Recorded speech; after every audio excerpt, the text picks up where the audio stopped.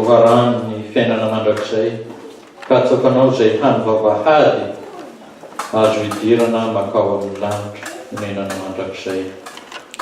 Ary izany indrindra no amirianao anay eto raha mikatsaka izahay dia tsy noho ny fahalalanay na ny fandrianay fatratra izany fa noho ny hetaheta izay apetraka ao aty anatinay no mahatonga anay hitady hikavy amin'izany lalana makao fanjakany lanitra izany.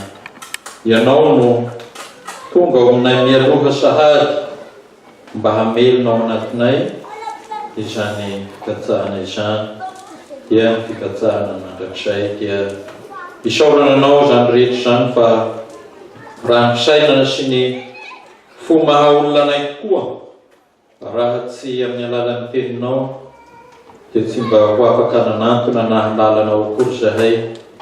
Eny fa na dia nanambarana ny teninao azy zahay dia matetika koa no nanao tsinotsinona izany ary tsy vitsy ny olona mandray ny teninao no tsy afaka hino izany manao tsinotsinona ny teninao.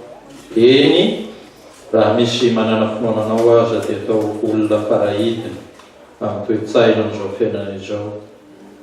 Ary zahay izao dia saorananao manokana fa manana finoananao no miasanao. Dia amin'ity fotoana ity indray ny teninao indray zahay dia mitenena araka ny fombanao zavao aminay ny teninao ary azavelao mpiaino fotsiny ihany zahay. Ataovy mahay miaino, ataovy mahay mino, ataovy mahay mipombo amin'ny finoana izany teninao izany. Ny anaran'i Jesosy. Amen.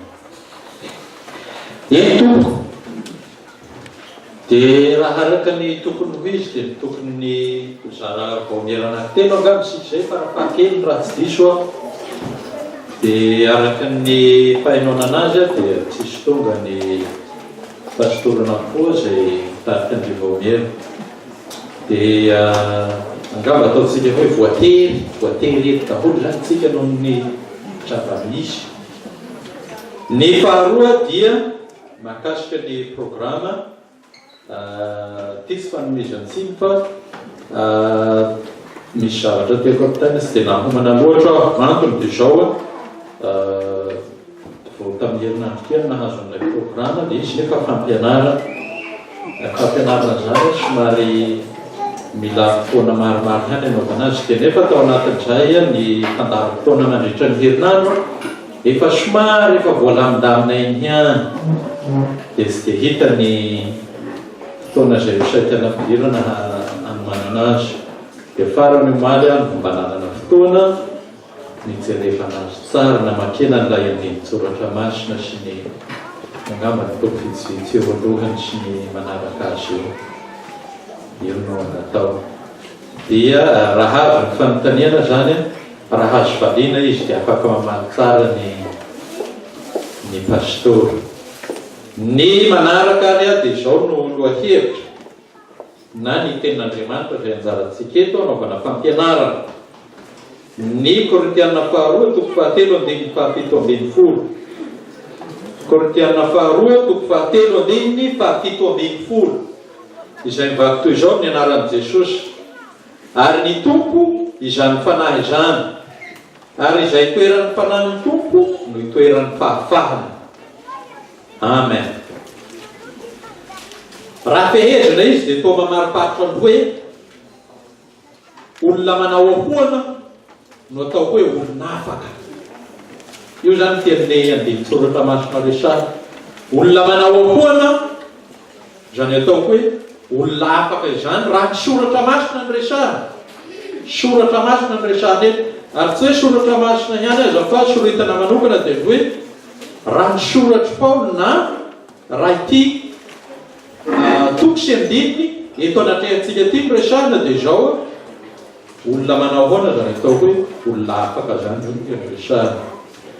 Ny voalohany dia izao tsara jereva. Misy olana lehibe ty tenin'Andriamanitra anjarantsika ity. Olana lehibe izay manahirana na ny mpandinika soratra masina aza ny famahanan'ilay olana.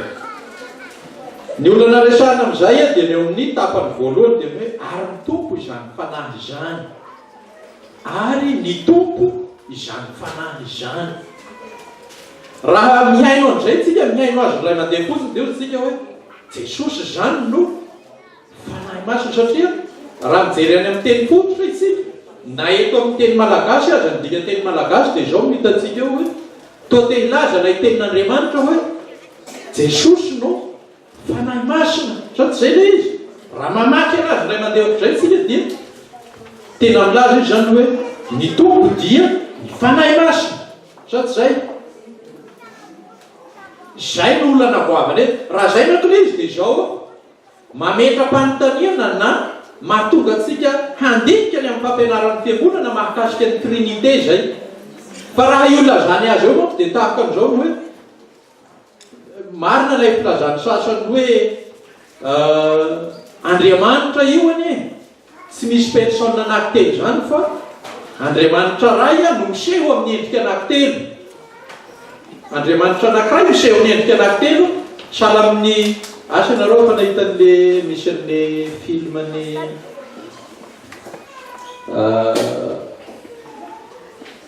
misy film anankiray zay any dia misy lehilahy Murphy ny anaran'le rangahy izy a mijoue rôle be dia be ao anatin'le film indraindray izy vehivavy indraindray lehilahy izy fiany io fa miovaova fotsiny izy amin'izay mifisehoany ao anaty film olona anankiray ihany olona anankiray ihany izy dia miovaova le personnage lolovo ao anatin'le film dia raha ity andininy ity zany mivakitsika dia mitovitovy amin'izay hoe Andriamanitra personne anankiray ihany fa mijoue rôle isan-karazany sady avy eo izy a lasa Jesosy izy avy eo dia avy eo izy a lasa fanahy masina nefa olona anankiray ino izy ity anankiray ihany tsisy an'le personne anankitelo zany personne anankiray ihany dia raha maky an'ity tsika dia toa manamarina an'izay io dia io no olana vahana eto raha nytenay zany dia zao toro aroda amin'ity ilay fampianarana mahakasika ny trinité dia zao no nampianarana anay tamin'ny anatra teolojia ny teny hoe trinité aloha tsy hitatsika ao anaty soratra masina izy io na mamady maivolina manao tsy mahita teny hoe trinité zany eo fa ny filazana hoe manao batisa azy amin'ny anaran'ny ray zanaka ary fanahy masina dia mahita ny Paoly koa ianareo manoratra Paoly apôstôlin'ny Kristy Jesosy mamanga ny fiangonana sy ny zay eo aminareo rehefa avy amin'Andriamanitra ray fiaravana apôstôlika dia misy ireo Andriamanitra raitsika sy Jesosy sy misy fahasoavana hitatsika ao io hitatsika misoratra masina dia nampianarina anay dia ny hoe raha ohatra hitanareo mamaky soratra masina ianareo mandinika soratra masina hitanareo fa misy zavatra tsy mifanaraka amin'ny soratra masina mifanekam-poana dia zao azo ahitsy fa saingy zao misy kina tsara aloha alohan'ny anaovana hoe diso ny fanekam-poantsika misy kina tsara hanohana azy dia rehefa jerena le izy dia mety hanotana anazy hoy itsika ndray mamaky eo satria Jesosy zany ny fanahy masina fa tsisy personne anankitelo fa raha eo zany aloha dia hoe personne anankiroa Andriamanitra zay satria Jesosy sy ny fanahy masina dia raha ihany io no olana goavana eto dia ny anaovantsika anazy a na ny nanaovan'ny mpandinika azy dia zao ny fomba namahany azy misy olona zany a miainga izy hoe ahoana zany tokony no fijery fiangonana ty ny miainga any dia hoe satria io texte original amin'ny baiboly tsisy teboka tsisy faingo fa teny grika dia bambara ihany dia ozy zareo hoe misy tokony hoatoato ny faingo rehefa dinigina izy tsy mahavahazo mihitsy na findraiza le faingo na findraiza fa izay mahavahazo dia ny hoe hevitry ty mpandinika anankiray ty dia ozy izy hoe ny hoe fanahy io ny fanahy raha raisina amin'ilay contexte amin'izay le izy zay ny tsy idiviazantsika amin'ny fiangonana sasany rehefa mamaky teny fiangonana sasany rehefa mamaky teny tenin'Andriamanitra dia zao iny andininy anankiray iny dia eo izy mihizigizina eo fa ny antsika tsy izay fa raisitsika avery amin'ny contexteny izy manomboka eo amin'ny toko fahatelo i Paoly dia zao miresaka ny amin'ny testamenta taloha sy ny testamenta vaovao. Dia manomboka ery amin'ny andiny fahafito zay izy dia miresaka ny amin'ny fahalebiazany atao hoe testamenta vaovao mitaha amin'ny taloha. Mitaha amin'ny taloha. Io no resahany eo. Dia resahany ao anatin'izay hoe ny fihoaran'ny fanompoana izay ataon'ny Paoly mihoatra ny fanompoana nataon'ny Mosesy. Io no resaka ao. Ka ao anatin'izay izy dia izao no tena hambara. Ny testamenta taloha zany dia izao miresaka momba ny Jesosy io. Dia ny tiany resahana ao anatin'izay dia sahala hoe Jesosy no fanahin'io testamenta taloha io. Sahala hoe ao ilay te dia Jesosy no fanahiny io. Fa rehefa tonga ny testamenta vaovao dia hita mivaingana amin'izay ilay te nambara tao amin'ny testamenta taloha. Zay no azo anazavana azy. Mba tsy hivaona amin'ilay fampianarantsika manao hoe Andriamanitra ray, zanaka ary fanahy masina, persona anankitelo. Io no azo anazavana anazy. Ny resantsika eto ary dia izao voalaza teo le hoe ny tena hevitra azo velarina amin'ity teny ity dia le hoe mamariparitra ny amin'ny atao hoe manao hoana zany olona afaka zany. Ka mialohan'ny resahana azy dia izao tsara hiany omemena tsotsotra eto ny amin'ny texte zay nipetrahan'ilay andininy zay azavantsika tsotsotra eto.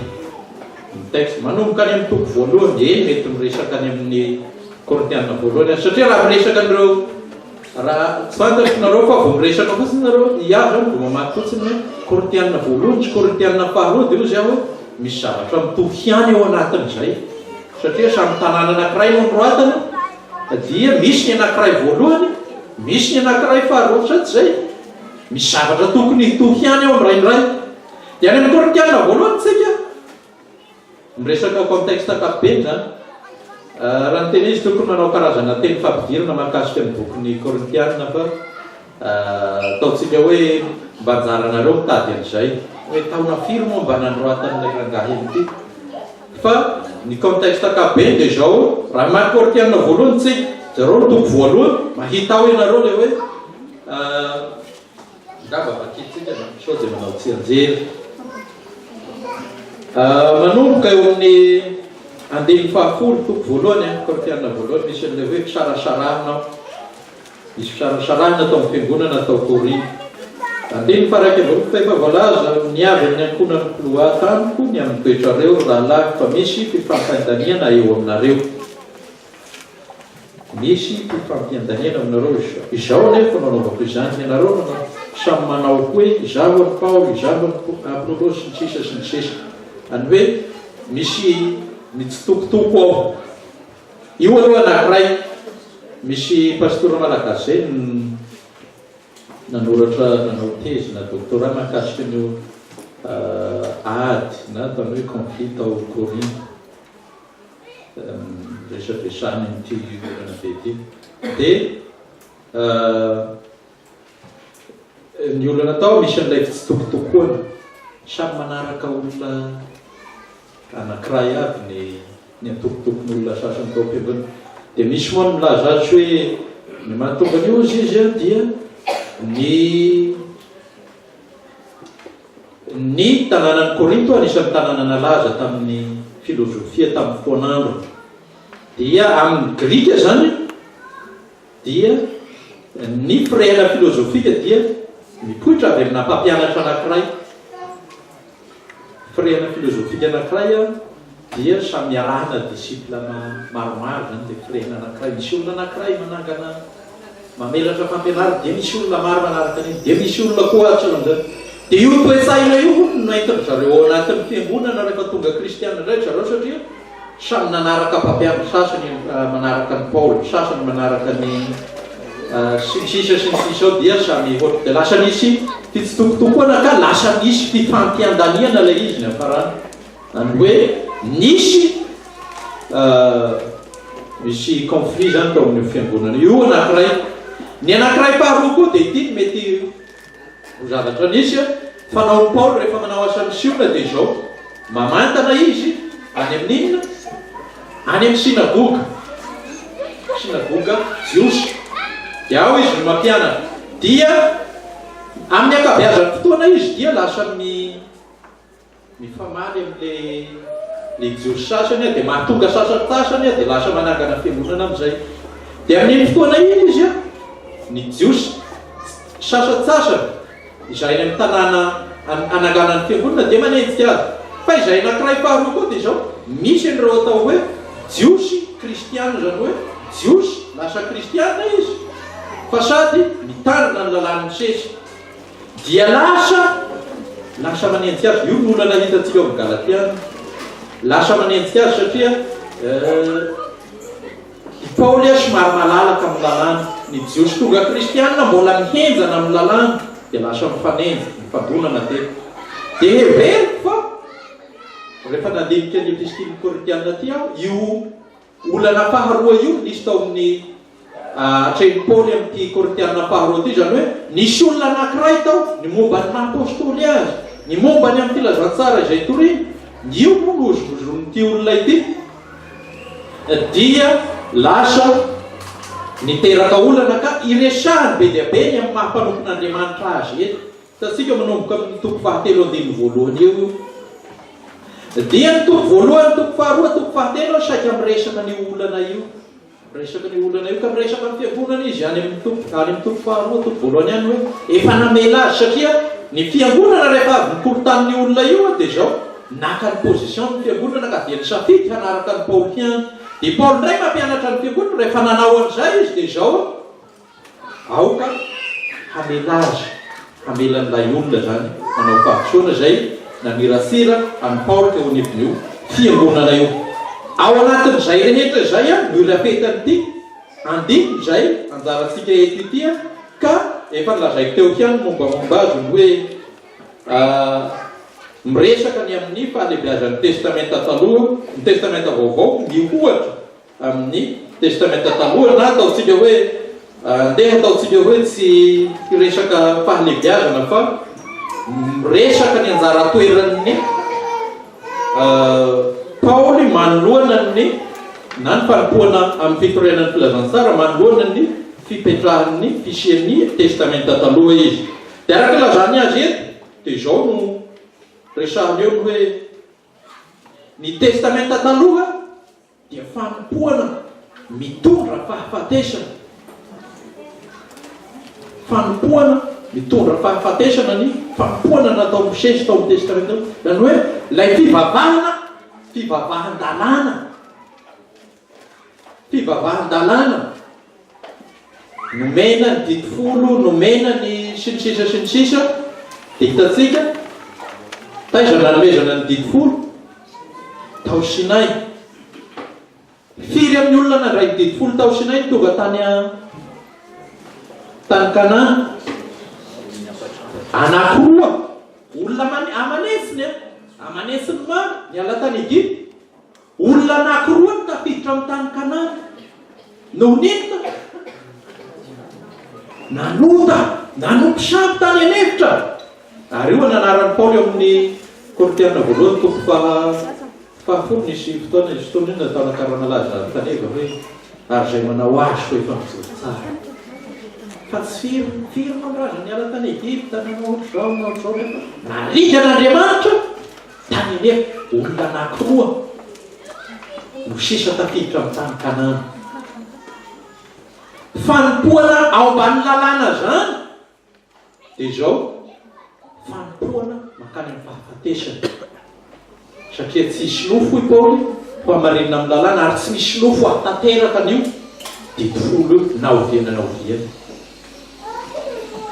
dia ny fanompoana amin'ny testamenta taloha dia zao mitondra ho amin'ny fahafatesana ho amin'ny fahaverezana ny testamenta vaovao kosa hoy Paoly dia zao mitondra ho amin'ny fahavelomana ny anankiray mamono ny anankiray mahavelona asa ianareo ohatra hoe inona ny tsara ny sakafo mahafaty ve ny sa ny sakafo mahavelona indraindray manko misy ihany mihinana ny sakafo mahafaty aloha misy olona mihinana zavatra mahafaty aleo dia efa hohanina any ty efa teo faty dia mihinana dia maty tokoa fa raha olona ao tsara zany ny état d'esprit dia zao ny sakafo mahavelona no tadiady ka amin'ny fanompoana dia zao ny testamenta taloha dia zao miresaka ny amin'ny lalàna misesy lalàna aza manao an'izao ary Paul mba somary kivy ny ondra te arakaraky ny anaovany anao aza manao an'izao vao mainka amin'ny manao fantatry ihany hoe zao tokony atao Paul kanefa zao tsy manao an'iny afatao le zavatra tsy le zavatra tiako hatao no atao fa zavatra tsy tiako hatao tsisy nofo ahtanteraka an'izany ary io no nasorenan'ny Lotera amin'io lalàna io mitaky izy aza manao an'izao dia io Lotera milaza anazy hoe lalàna ozy dia sahala amin'izao izy io sahala amin'ny dokotera anankiray manao diagnostic ianao anie voan'ny sida ianao ho faty any ianao tsisy fanafany tampotoan'andro moa zany raha batao hoe zay fa amin'izao fa fahitany zareo anina ihany le izy dia amin'izao moa misy olona miteny aleo izy izy voan'ny sida toy izay marary rain ozy zareo io indray no toa atahoran'ny olona tsy ahitapanafana fa ny lalàna zany dia zao sahalasala amin'izay no niparan'ny olona azy Lotera azy tamin'izay hoe sahala amin'ny dokotera anankiray dia misy olona marary avy any ianao diagnostic dia zao no aretinao sisy fanafody moa fa dia maty any ianao dia eo anao dia eo moa miandra ny fahafatesana zay no asa ny lalàna aza mizangazanga kanjo ianao mpizanga aza mangala kanjo ianao mangala aza mamono kanjo ianao mpamono dia ozy amin'izay ny lalàna zay ny fanahy zay manota no ho faty zay valiny fahotana dia ozy Paul hoe fahafatesana isaky ny manota ianao zany dia efa zay miandry ianao faty azy zany fahafatesana no araka ny alalantsika azy dia misy karazany anankitelo io zay ny fanompoanao ambany lalàna mitondra ho ny fahafatesana fa ilay anankiray mitondra ho amin'ny fiainana mamelona dia Jesosy Kristy zany ka goavana le mba hindrahindrany Paul kely zany le fanompoana ataony eto satria mitorony filazantsara izay mitondra fahavelomana mandrakizay izy dia resahany eo hoe aloka testamenta taloha dia sahala hoe aloka ilay zavatra ho avy resahanao amin'ny testamenta taloha io resahanao amin'ny testamenta taloha fa ao amin'ny testamenta vaovao hita tanteraka ao amin'ny testamenta vaovao ny zavatra resahana ao amin'ny testamenta taloha io resahan'ny Paul eo avy zany hoe raha tena pehezina dia zao tsy afaka ahalala tsara ny testamenta vaovao sika raha tsy eo ny testamenta taloha tsy afaka ahalala tsara ny testamenta vaovao sika raha tsy eo ny testamenta taloha sahala manao kiraro ila isika raha dia testamenta vaovao ihany sadia tsy azo sarahana izy aloha dia ao anatin'izay Paul miresaka ny Jesosy amin'izay ilay niresahako teo hoe dia Jesosy io zavatra resahanao amin'ny testamenta taloha io fanahy testamenta taloha io Jesosy io dia miresaka ny amin'ny fahafahana amin'izay isika kaba zay tena hovajentsika eto fahafahana faritatsika aloha ilay teny hoe fahafahana kapokapo be zay vao miresy mitany amin'ny resahan'ny Paul azy isika ny atao hoe fahafahana aloha na ny olona afaka dia zao afanokerina izy io amin'ny soratra masina na amin'ny tontolo taloha be tany amin'inona ny mety fanotra amin'ny andevo zany hoe ny olona afaka zany dia tsy olona andevo ny andevo dia zao no azo resahana azy ny andevo amin'ny ankapobeny dia sahala amin'ny fananany olona anankiray izy taloha zay fa tsy fantatro ny amin'izao moa tsisy tsony tsy fantatro tamin'ny andro misy an'izany tany amintsika. Fa tamin'ny andro taloha be tany ny andevy dia sahala amin'ny fananan'ny olona anankiray. Ohatra hoe ilay tompony izany mividy azy, manana azy dia izao no izy no manao amin'ny 5 ianao mifoha sahala amin'ny hoe rehefa izy dia izy no amin'ny 5 ianao mifoha dia andeha. Lasa manao an'izao anao midimy sasy, manao an'izao amin'ny ainy, dia makalia amin'ny fily, dia manao an'izao amin'ny vavy. Izy zany no sahala hoe ilay sitrapon'ilay patron no tanterahany fa tsy lay azy. Io ny andevy. Ary hitatsika ao amin'ny soratra masina ihany izay hitatsika ao amin'izao ny lazan'i Jesosy hoe izay rehetra manota dia andevonota ambany fanapahan'ilay ota. Ary izy io amin'ny testamenta vaovao dia lasa sahala hoe puissance anankiray mihitsy ny ota. Hery anankiray izay tsy azo ny olona toerina fa mitovy azy amin'ny alehany rehetra. Io ilay resahan'i Paoly teo hoe ihany mba fantatry ihany hoe aza mitsirihitra. Toaraka ny lazana amiko hoe aza mitsirihitra vao lasa mitsirihitra zavatra rehetra izao aho.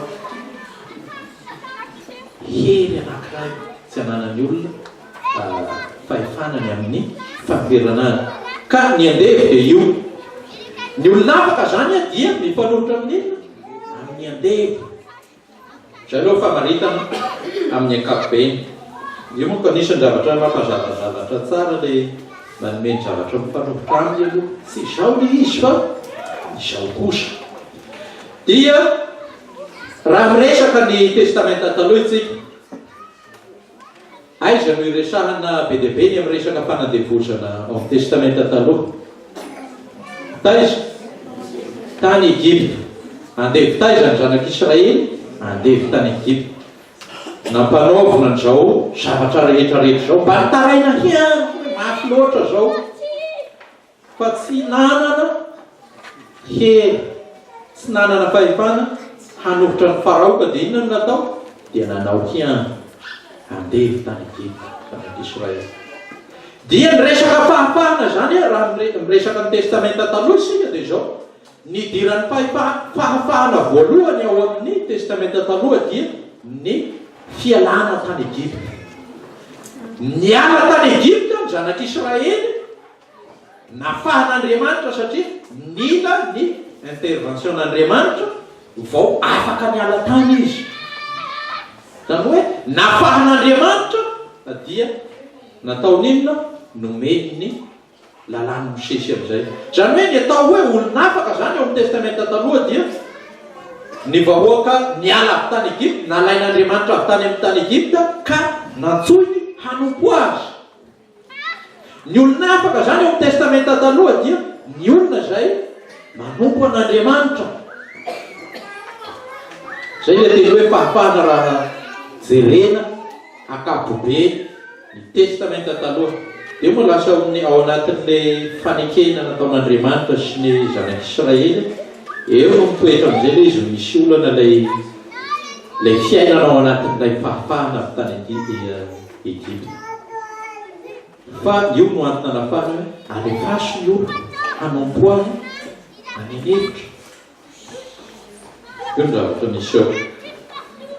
Dia ity misy firehana filozofika anankiray izay tsy hafa fa lazain'ny olona sasatsasany ho ny anaran'ny Paoly ihany koa na firehana izay narahan'ny Paoly, satria Paoly dia teraka tany amin'izany tanàna atao hoe Tarsosy izany. Dia niananianatra ny atao hoe filozofia stoika zany koa izy. Hoy ny sazany dia misy moa mandany izy io. Dia ho an'zareo stoika dia izao no atao hoe olona afaka. Izay hitatsika taratra ao amin'ny fomba firesaky Paoly azy ihany koa.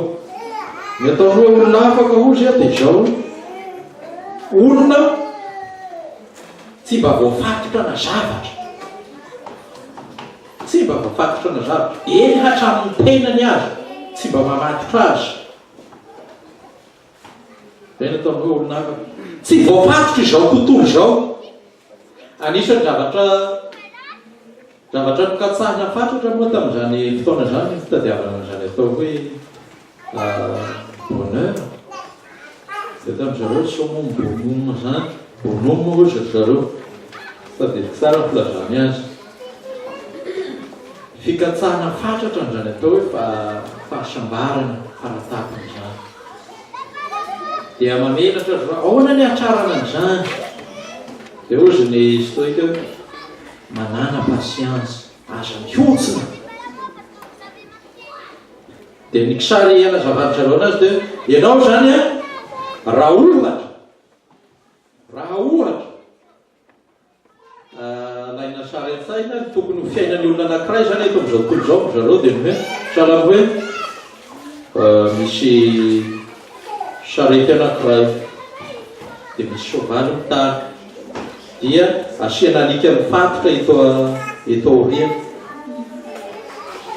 dia ny tombony ho fiainana zany a dia tahaka n'ilay alika zay rehefa mandeha am'izay ilay sarety a dia manaraka nyonjan'izay tondranin'ny sarety iny anazy fa arakaraka ny anoherana an'iny zany raha vo manao zao fotsiny lay alika dia iny no zavatra misy sa hahatotra ny fitondran'iny sarety tsy ilay fa tsy maintsy tanaraka an'iny tsy maintsy mandeha hiany tsy afaka ampizana iny maratra izy dia ozy zareo hoe aza mihosina fa dia atrehy fotsiny zavatra misy rehetra dia aza mihosina ka ny olona afaka hita ao anatin'izay le hoe olona afaka amin'zareo tsy mba fatorany zavatra mihitsy fa olona zay afaka miaina amin'ny situation rehetrarehetra olona afaka tsy fatorany zavatra hitatsika amin'ny soratry Paul ny karazakarazana toe-tsaina manakaikaiky an'izany fa ao amin'ny Paul ny ataony hoe olona afaka dia zao araka ilazany amin'ity andiny fafito ambin'ny tia dia zao ny olona afaka dia olona itoeran'ny fanahy zany raha miverina any amin'ny testamenta talohan'ny resahana teo isika ilay fanapahana tany Egypte dia zao ity fanahy ity no sahala amin'ilay hoe mitondra ilay olona ho afaka amin'ny fanadevozana ity fanahy ity no mitondra ny olona ho afaka amin'ny fanadevozana ino zany lay manao intervention hanafaka ny olona ao ambanin'ny fanadevozana hitatsika be dia be ao amin'ny soratry Paul indrindra ohatra hoe raha tsy resaka tsika afa-tsy ny romanina toko fahafito toko fahavalo sy ny sisa any amin'ny Galatiana resahan'ny Paul ny hoe ny nofo miharihary ny asan'ny nofo ny nofo amin'ny Paul koa dia zao heny anankiray koa io izay manohitra mandrafy an'Andriamanitra dia vokatr'izay fandrafesan'ny nofo satria manana filana manana sitrapo mifanohitra amin'ny sitrapon'Andriamanitra ny nofo dia ina ny zavatra atao manohitra ny didifolon'Andriamanitra ny nofo manohitra an'io dia io neny lazany Paul ny hoe tsy mididy ane ny rasy tsy mididy folo ny rasy fa ako mihitsy ny nofo mihitsy mandre brebiany hoy Lutera mandre brebiany dia zavatra tiako no atao hoe nahoana ny rano hoe aza tao zao aza tao nefa zavatra tiako rano tsy hatao satria nao ilay nofo mandrafy an'Andriamanitra ny nofo mahaolona isika maholombelona zany dia zao mpandrafy an'Andriamanitra ka ao amin'izay mpandrafy an'Andriamanitra zay dia tena ambany fahatezeran'Andriamanitra isika tsy manana hery hoentina miala zany toe-po sy filandrasy zany tsika satria nao isika mihitsy mipian'izay piatsika izay dia io ilana ny fanahy hanao inona hakatsika hanavao atsika ho afaka amin'izay toetra ratsy izay mandrafy an'Andriamanitra zay ka ny olona manana ny fanahy zany dia zao io lazay ny soratra masina eto hoe ny olona izay manana ny fanahy ny tompo izay itoera ny fanahy ny tompoko manana ny fahafahana io zany ny olona libra amin'ny Paul ny olona manana fahafahana dia zao izay itoera ny fanahy ny tompo avana tsara hafa le hoe mitoetra ao amin'ny fanahy tompo sy ny hoe mitoera ny fanahy tompo. Raha mitoetra manko izy dia salamboe anao no makao amin'ilay fanahy. Fa hafa le hoe hitoerana, toerana izy no makao aminao. Salamboe tany Egypta, Andriamanitra no nidina tany Egypta, bakeo ny Exodosy toko fahatelo, hidina zao hamonjy ny olo mpanao hitondra ny olo salamboe. Izy foana no sujet manao ao. Dia raha resana izy hoe hitoerana ny fanahy zany no makao manao io manafaka antsika amin'izay zavatra manandefa antsika zay. Dia ninona zay ny nofotsika. Ny nofotsika io na mpanao tsika hoe misy vazivazy ihany moa ataony zareo hoe raha misy mamety tafolaka ao akavia ozy dia atao kory mety ny akavana dia ozy ilay anankiray ao, mety ny akavia dia mety ny akavana dia ozy izy hoe vita ny Andriamanitra fa tsika reo lahy amin'izay zao. Io lay mampanao atsika an'izay io nofo io na dia ao aza ny fanahy dia miady amin'ny nofotsika io, miady ho an'ny olona hitoeran'ny fanahy dia izao misy fifanoritana isan'andro ao anatiny ao. Mialohan'ny tsy mora ho an'ny olona tena hoentin'ny fanahy zany atao hoe hanota zany fa miady saina mafy mifandrivotra ao anaty ao mihitsy. Sahala misy rano tompo avy zany dia hanao an'izao dia sahala hoe miteny reny avy dia hanao an'izany. Ao lay fanahy mandrivotra mamora lay filany rasy te hamanifaty eo anatsika, te hamono an'iny izy, mampieritreritra atsika ao izy. Ka ny olona tena hitoeran'io, hitoeran'ny fanahy masina io no atao hoe olona afaka amin'inona moa? Afaka amin'ny nofo, afaka amin'ny fahotana, afaka amin'ny fahatezeran'Andriamanitra no ny fahotana zay atao. Ahafahan'Andriamanitra amin'izany amin'ny alalan'ny fanahy masina isika rehetra. Anisan'ny zavatra anankiray tsy dia voaresaka loatra amin'ny fiangonantsika ny fanahy masina. Fa manana toerana goavana amin'ny fiainan'ny jereo amin'izay ny Galatiana toko fahadimy. Asa manomboka amin'ny andiny fahafito misy hoe miharihary ny asan'ny nofo. Dia zao dia mifanoherehery ambany ny asan'ny fanahy. Le asan'ilay zavatra manandevo atsika eto ambony dia ny asan'ny olona afaka eto ambany. Hitantsika amin'izay fa rehefa mamaky an'io sika dia tena mifanohitra tsara lay asan'ny nofo sy ny asan'ny fanahy. Ao amin'ny Romanina toko fahavalo koa misy an'io. Bakeo ny Romanina toko fahavalo, ny asan'ny nofo sy ny asan'ny fanahy tsy mitovy mihitsy ny asan'io. Azo mba mieritreritra hoe notarimy fanahy ianao ka hoe hangalatra, sisy an'izany, lainga zany. Ka ny fanahy tsy mitarika anao hanao an'izany, asan'ny nofo zany, asa nandevo zany, andevo nota. Ny olona mahita fahafinaretana amin'ny fahotana zany, andevo zany, andevo nota. Tsy mbola afaka ianao, mbola ao ambany fahatezerin'Andriamanitra raha zay ny fiainanao na ny fiainatsika. Raha mbola makafy mahita fahafinaretana amin'ny fahotana zany dia zao mbola ambany fahatezerin'Andriamanitra. Mila n'ilay fanavaozan'ny fanahy dia mitalahoa mafy amin'i Jesosy, mitalahoa mafy amin'i Jesosy. Nanatina ty tovolahy anankiray indray mandeha dia zao no natao tantara izy. Zahay taloha ozy izy fony mbola tsy mivavaka aho izy tamin'any. Raha tsy miteny rasy zany anatin'ny ray andro dia ohatrany tsy mba zalahy, tsy mba lehilahy fa dia izay teny rehetra atao dia misy teny rasy. Fa rehefa mibebaka aho izy dia zao tsy tia olona dia miainy olona miteny rasy tsy tia. Asan'ny fanahy zany, asan'ny fanahy. Zavatra maminao fahiny lasa halanao aty aoriana satria ao ny fanahy. Dia angamba faranantsika ao ny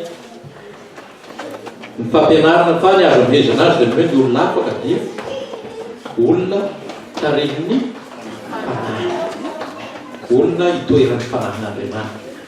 Dia tsaro tsara fa rehefa misy zavatra mampiady saina, misy fahotana temitaonao zay ka misy lasa miady saina be ianao dia ozy ianao mba mahina ihany fa miasa ny fanahy zay tsy tena mpanao anao an'ilay zavatra. Fa raha ohatra kosa ianao hanota ianao hanao efa ota ny atao tsy mba misy zavatra tsy mba miasa saina ianao fa dia ohatra hoe andeha tonga dia atao ty mieritrereta ihany sao dia nilaoza ny fanahy, sao dia nilaoza ny fanahy fa tsisy hevitra tsony ny raha nilaoza ny fanahy, tsisy hevitra. Ka dia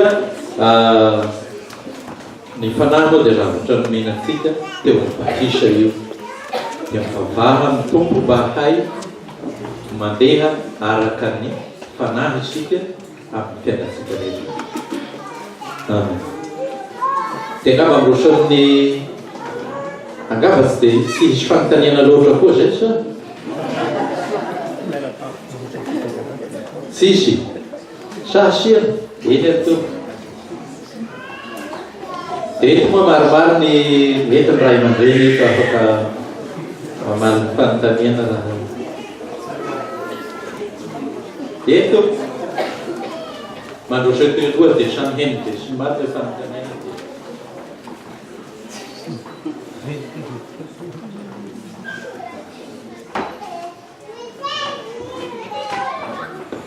Jangan fitenena. Ngala chini aloha mitaka fanontaniana satria tsy mahay atao mitaka fanontaniana. Na raha misy diso tompoko dia hianatra ny dieny hiampianatra. Misy fanontaniana manipikipika ny saiko manahira-tsaina matetika izy ity zany dia aleo ngamba apetraka mifandray amin'ilay fahafahana sy le otana. Satria le fampianarana teo zany dia hoe zay toeran'ny fanahy dia afaka tsy andevon'ny ota araka ny ao voalazan'ny Jesosy amin'ny Jaona 4:20 andinitahitra ny telopolo angamba zay manao hoe zay manota dia andevon'ny ota voalazanao teo amandre. Dia raha nisy an'le vehivavy mijangajanga izay tsy misy olona nanameloko azy rehefa nitenen'i Jesosy hoe zay tsy nanota taminareo naoka hitoravako azy dia miteny Jesosy hoe mandehana ary aza manota intsony. Raha vakina koa ny eo amin'ny Apokalipsia 3:20 voalaza ny faharetan'ny olona masina izay mitandrina ny didin'Andriamanitra. Ny olona masina zany dia izay mitandrina ny didiny. Dia mbola voalaza ny Apokalipsia 3:20 fa tsy miditra ao izay tsy masina. Izany hoe raha ravina zany dia ny fahafahana dia ny fahamasinana ary zay ihany koa ny idirana ny fanjakana lanitra zany. Ka nefa matetika zany amin'ny fiainantsika kristiana dia mila rehefa mivavaka dia mpanota zahay Jesosy, manota isan'andro tsy mendrika. Ny fanontaniana zany dia hoe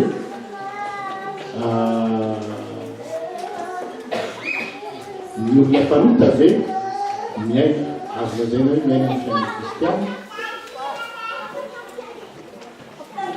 ary ny olona masina ve satria ohatra ny sarotra be makaraka ny mofo teo no tonga amin'izany fahamasinana zany mety misy ao anatin'ny fiainana kristiana fahamasinana.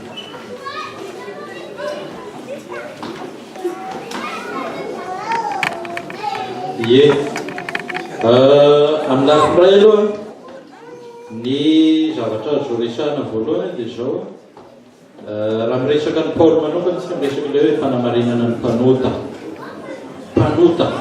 ilay teny hoe fanamarinana raisiko avy any le izy. Raha mamaky ny Romanina 2:7 voalohany 2:7 sika dia mahita lehibe ny amin'ny filazan'ny Paoly am'rina 2:7 mpanota ny olona rehetina Jiosy na gentiliste. Dia zao miditra amin'izay aloha voalohany ahoana ny idena ny fiainana amin'izay dia ozy na ny hiatrehan'ny mpanota na ny mpandika lalàna ny fisaran'Andriamanitra dia hoe hamarin'Andriamanitra izy fa tsy olo maro. Raha ny hoe tena marina dia zao ilay fanamarinana tsy isika ny marina fa zavatra didi-pitsarana voakan'Andriamanitra ilay hoe marina ianao. Dia ao anatin'izay noho ny nataon'i Jesosy. Raha ny hoe tsika rehetra io na dia atao anatin'ny fiangonana dia zao tsy olo marina, tsy novan'Andriamanitra tonga olona marina isika fa no hamarin'Andriamanitra. Samy hafa zay tsika zany mpanota fa hamarinina dia ozy notera milaza azy hoe mpanota zato isan-jato tsika nefa marina zany. Eo zany misy zay moa ianao zay mahana ny théologie misy ny détention amin'ny ny déjà sy ny pas encore ozy ry zareo efa no hamarinina nefa tsy mbola tonga olo marina. No hamarinina tsika fa tsy tonga olo marina. Ny resaka fahamasinana amin'izay mazana izy io ampifamatorontsika amin'ny fitondratenantsika. Tsy dia diso loha, tsy dia diso le izy hoe ny olona masina dia ny olona izay tsara fitondratena, madio fitondratena. Fa amin'ny ankapobeny nefa izy dia zao ny fahamasinan'ny fiangonana dia ny fahamasinan'ny Kristy. Asana azonao tsara ny fahamasinantsika kristiana dia rehefa mitapiana ny fahamarinan'ny Kristy isika dia mitafy ny fahamasinany koa. Mitafy ny fahamasinan'ny Kristy. Ka ao anatin'izay ny ota dia zao ny fiangonana eto an-tany dia mbola miady amin'ny faotana isan'andro isika. Miady amin'ny faotana isan'andro isika eto an-tany. Fa tsisy hoe raha mbola eto an-tany tsy mbola misy hoe iaho aloha dia tena tsy mba mpanota intsony. Tanao hoe lazany Paoly anazy teo iny. Paoly mahalala hoe zao tokony ataoko fa tsy mahatateraka an'izany aho hoe Paoly. Feno filamin-draza fitsirita dia miady amin'izany isan'andro isika. Ny fahamasinana koa zany amin'ny lafindray raha miresaka fitondratena dia any mivavaka ny ataontsika any amin'ny atsika katekista any amin'ny dirana voalohany iny misy an'izay hoe mba hiatsara ny fitondratena anazy. Miady isan'andro aza milavolefina zany. Aza manao hoe ohatra mba kamo androany fa zao dia hanao ny sitrapony eto ny fahotana androany fa ohatra mba kamo androany zany. Fa ady isan'andro, ady isan'andro. Asa mahalazalaza azy. Fiangonana eto an-tany zany mbola miady isika. Tsy any an-danitra vao misy an'ilay hoe fiangonana tsisy fahotana intsony dia izay vao tsisy fahafatesana intsony koa amin'izay manko satria tsisy mpanota intsony any. Fa eto dia mbola miady amin'ny fahotana isan'andro isika. Eto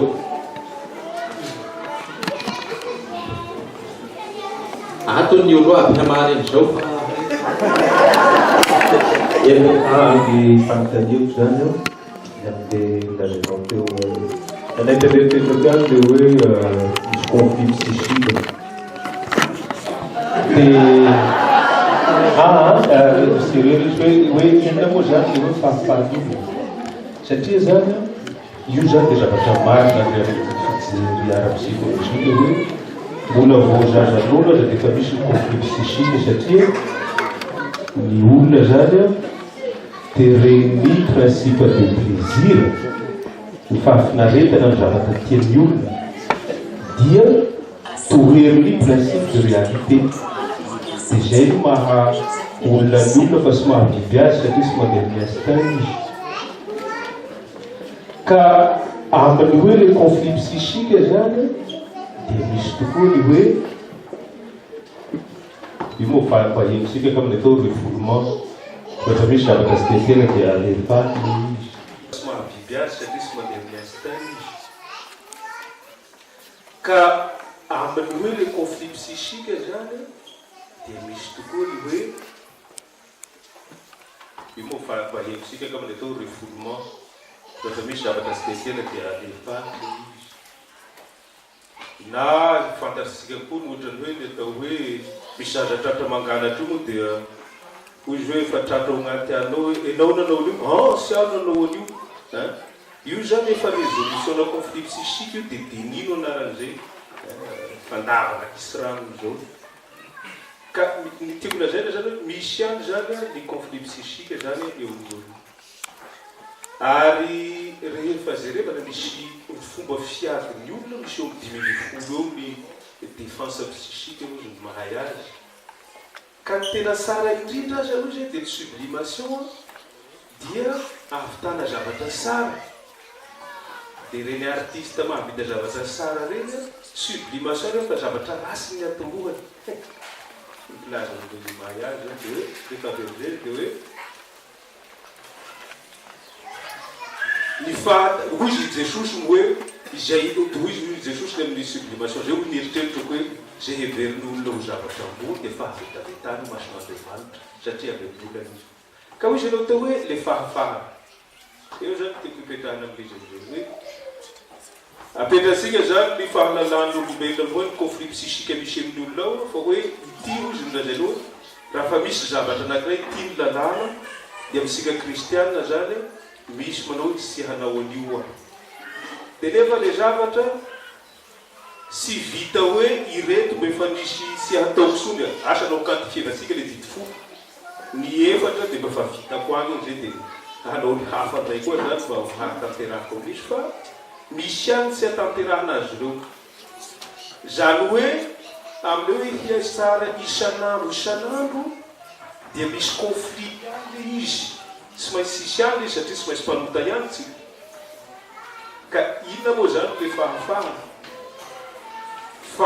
fahasiarovana fiadanana ve zany le izy na dia misy azy areo zavatra reo dia ohatra ny verina amin'ny stoïcité le nilazainao teo ihany zay stoïque misy ny zavatra ana kanefa dia ohatra tsy mahazo anao le izy zay le zany le fahafahana amin'izay fotoana zay fananana fiadanana na dia misy azy ny conflit noho ny zay iadiana amin'ota isan'andro asana mazava nyfatana Saudara ny resaka psikôlôjia angamba dia anao ro tokony hagnanana azy soasoa sady hiagnana fa ny ingotra efa navita avy natsiaro an'ilay hoe ny tena olona afaka zany olona manompo ankalalana manao zavatra amin'Andriamanitra ankalalana zany hoe tsy antery fa vokatr'ilay sitrapony no havaozana mihitsy dia lasa tia manompo an'Andriamanitra ny asan'ny fanama dia mitaty ao amin'i Jesosy mandrakariva na resahana toa le izy mitaty ao lasa tia bavaka tsy zavatra terena itsony io fa zavatra hoe zavatra sara hoe ilay mahanofo anao sy tia azy teo aloha iny no sanany hoe miady amin'ny fanahy dia mahazo vahana ny fanahy dia lasa ohatrany lasa olom-baovao ianao mohozipao zany any dia manompo ankafaliana ankalalana antsitrapo fa tsy teren'ilay lalàna intsony tsy teren'ilay lalàna tsy teren'no fa bary fitarian'ny fanahy zany asana mahalazalaza azy kely ihany na dia tsy mahalaza betsaka azy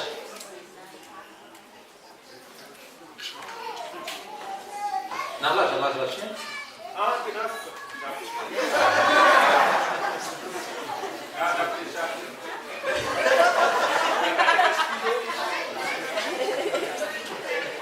eto zay angamba mbola misy ay eto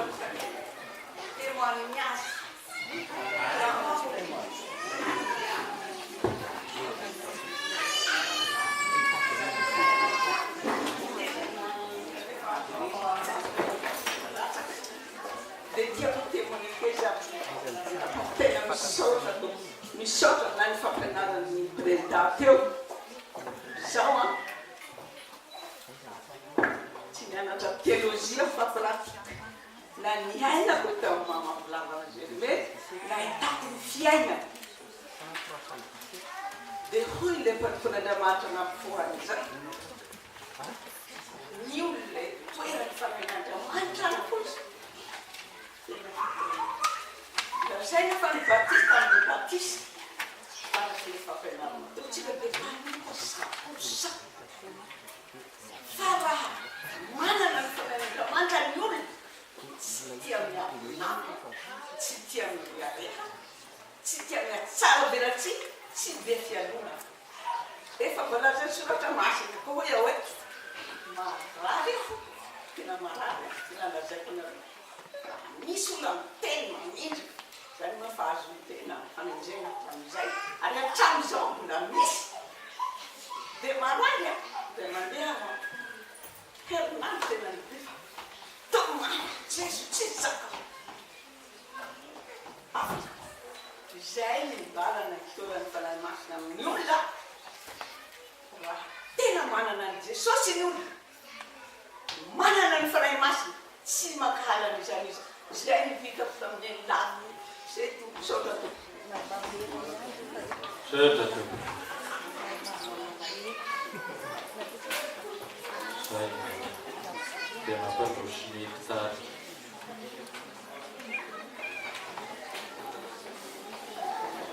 Samparanantsika mivavaka vavatsika. Zahay Jesosy fa ny misaotra anao aminao ny fampianarana teny amin'ity hariva ity.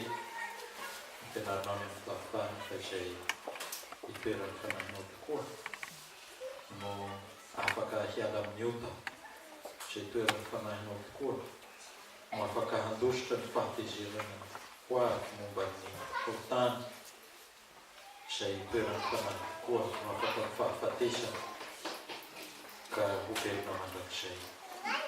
Dia misaotra anao indrindra mampahafantatrana izany dia mangataka aminao zahay ampianaranay hay manompo anao amin'izany fitarain'ny fanahinao izany avao isan'andro ny fonay mba ho tia izay tianao zahay ary hankahala izay zavatra halanao kosa.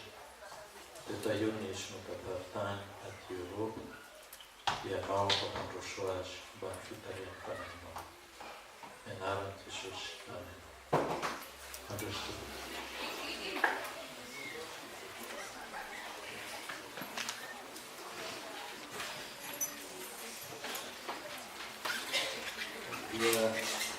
Dia mbola misaotra Andriamanitra